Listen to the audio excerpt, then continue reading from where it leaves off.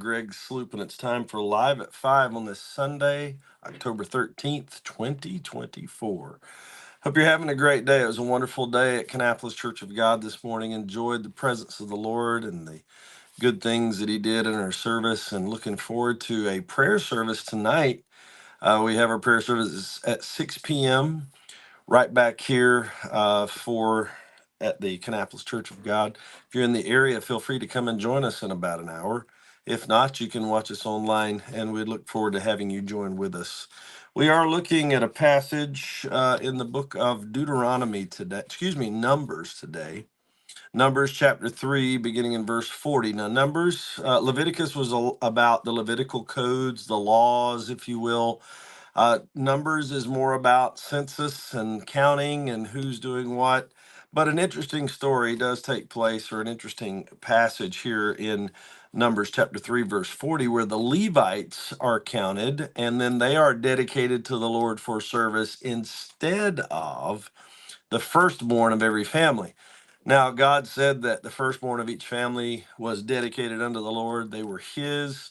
But in this situation where they're moving into being a nation that operates under laws, there is a caveat, or a provision made for people to not necessarily have to give their firstborn children into the service of the Lord, but instead one whole tribe or part of a tribe would be dedicated for that purpose and be able to stand in for those who are the firstborn. Let's see what it says here in the passage beginning in Numbers chapter 3, verse 40. Then the Lord said to Moses, "Number or take a census of all the firstborn males of the children of Israel from a month old and above, and take the number of their names. And you shall take the Levites for me. I am the Lord, instead of all the firstborn among the children of Israel, and the livestock of the Levites instead of all the firstborn among the livestock of the children of Israel." So Moses numbered all the firstborn among the children of Israel as the Lord commanded him. Now, on its surface, right here in the beginning, it kind of sounds like God is saying, I'm going to take a whole tribe for my service in place of all the firstborn. And it sounds a little unfair, but at the same time, the Levites were considered the priestly, or the tabernacle related tribe from the beginning.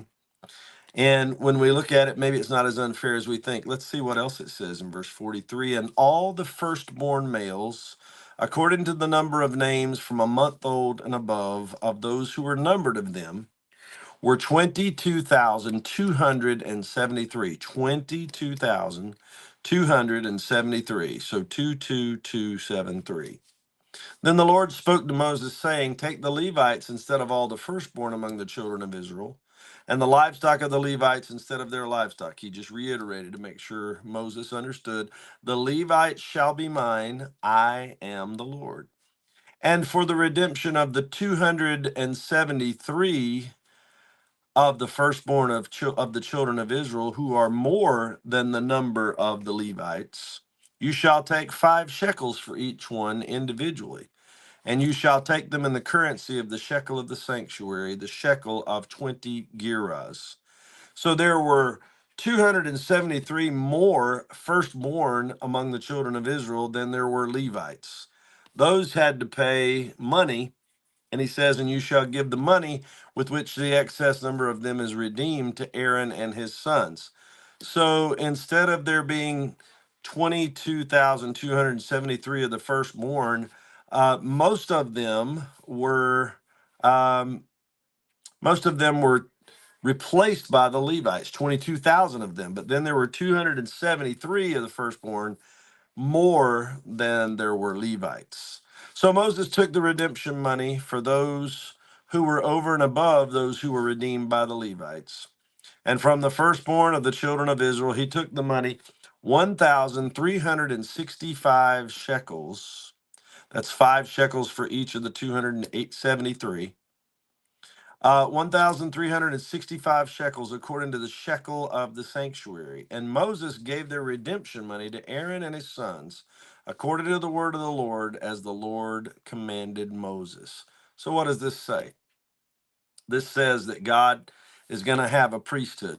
He's going to have people who are dedicated vocationally to doing the work of the ministry for his house, for his purpose in the earth. So if he's going to do that, those people are basically separated unto God in place of what the old system used to be, taking the firstborn of every family. The firstborn of every family used to be God's, but God replaced them in his service by taking an entire tribe. Who are the tribe of the Levites today? Well, really, there are no Levites today. We are free people under grace from all walks of life. So therefore, there is no particular tribe of Levite that we would identify with. But perhaps we're talking about the priesthood. Um, Maybe we're talking about vocational ministers. Maybe we're talking about called full-time vocational ministers. I don't know. With the priesthood of all believers, that's probably not specifically true anyway. But instead of everyone that possibly would be representative of a family, such as a firstborn child, in place of them, God has called people not according to their lineage, not according to their place of birth, but by his own will. God has called people into vocational ministry, and therefore place they stand in the place of those who perhaps would have normally been considered in line for a ministry position. We need to understand that calling is very important. Calling was not arbitrary. In the Old Testament, it belonged to the firstborn for the service of God, but then it was replaced by the Levites, which was an entire tribe of servants unto God. And today, it's the people that God chooses to call.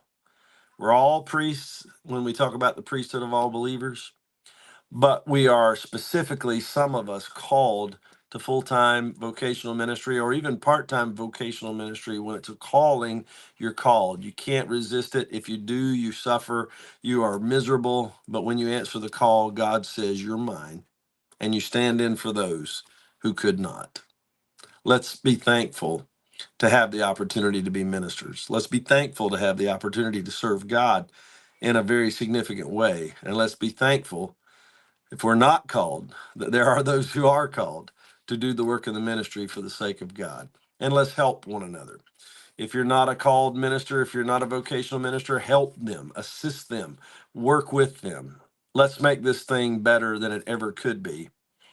And let's be sure that God's work is done in a way that makes him proud, that gives him glory, and that ministers to the people of God. And that's the word for today.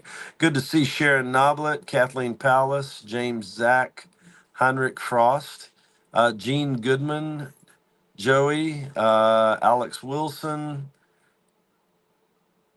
Harun Gill, many more here that I know aren't necessarily present uh, as far as on the screen, but you're here, and we thank you for taking the time to be with us. It's always our honor to present this um, each and every day, Sunday through Friday. Today is Sunday. We'll be here for the next 5 days. We're looking forward to what God might say and what God might do, and we hope you'll be blessed by it. Spend some time with God every day in the Word of God and prayer. It is the best thing you'll do all day, and it can transform your world around you. Please know we're praying for you, and we look forward to seeing each of you again tomorrow.